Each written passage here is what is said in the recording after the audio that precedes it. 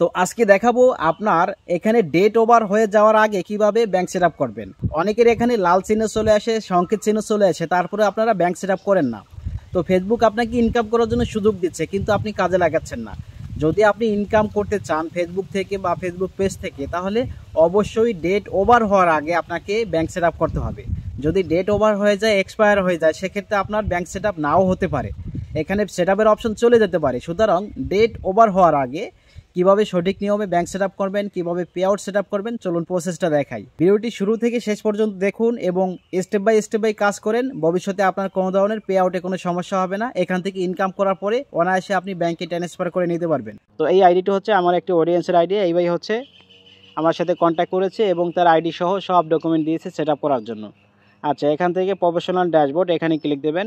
আর অবশ্যই আপনারা এই বাইকে একটু সাপোর্ট করবেন, আপনারাও সাপোর্ট পাবেন। আচ্ছা, এখান থেকে ডান দিকে উপরে মনিটাইজেশনে ক্লিক দেবেন। আচ্ছা, এখানে আসার পরে এই যে কন্টিনিউ অপশনে ক্লিক দেবেন। ওকে, এখানে আসার পরে ফার্স্ট নাম লাস্ট নাম দেবেন। আপনার আইডি কার্ডে যে নাম আছে ওই নাম দেবেন। তারপরে হচ্ছে ডেট অফ বার্থ, আপনার আইডি কার্ডে যে ডেট অফ বার্থ রয়েছে ওই ডেট অফ বার্থ দিতে হবে। এই যে এখানে প্রথমত সাল দেবেন, তারপরে মাস সিলেক্ট করবেন, তারপরে দিন সিলেক্ট করে এখান থেকে সেট অপশনে ক্লিক দেবেন। আচ্ছা, তারপরে এখানে বাংলাদেশ কান্ট্রি সিলেক্ট করবেন। আর বিশেষ করে যারা বাইরে থাকেন অবশ্যই আপনারাও চেষ্টা করবেন বাংলাদেশের কান্ট্রি দিয়ে, বাংলাদেশের যে কোনো ব্যাঙ্ক অ্যাকাউন্ট দিয়ে সেট আপ করার। অনেকে কী করেন বাইরের কান্ট্রি দিয়ে সেট আপ করেন, পরবর্তীতে অনেক সময় ঝামেলা হয়। আচ্ছা, এখান থেকে নেক্সটে ক্লিক দিলাম। ওকে, এখানে আসার পরে এই যে বিজনেস ট্যাব এখানে ক্লিক করে একদম উপরে এটা সিলেক্ট করবেন ইন্ডিভিজুয়াল, তারপরে এখান থেকে নেক্সটে ক্লিক দেবেন। ওকে, এখানে আসার পরে ফার্স্ট নাম লাস্ট নাম ডেট অফ বার্থ, আর যদি মিডল নাম থাকে তাহলে দিতেও পারেন, নাও দিতে পারেন, কোনো সমস্যা নাই।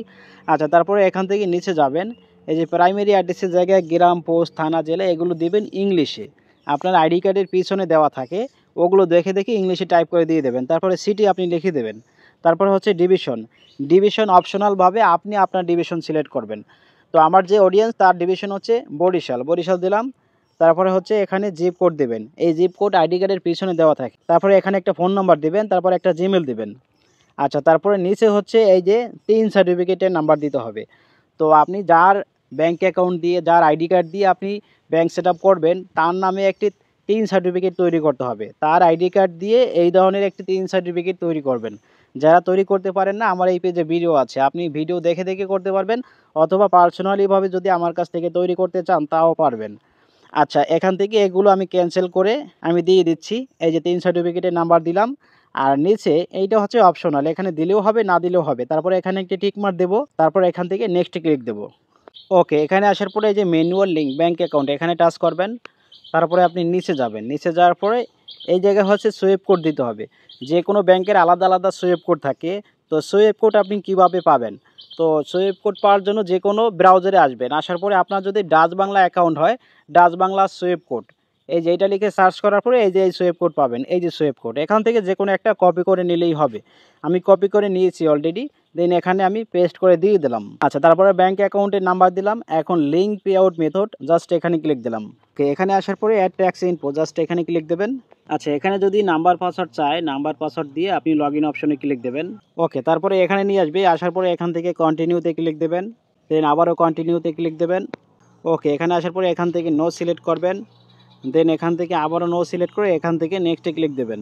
ওকে, এখানে আসার পরে এই যে সিলেক্ট অন এখানে ক্লিক করে এখান থেকে বাংলাদেশ দেবেন।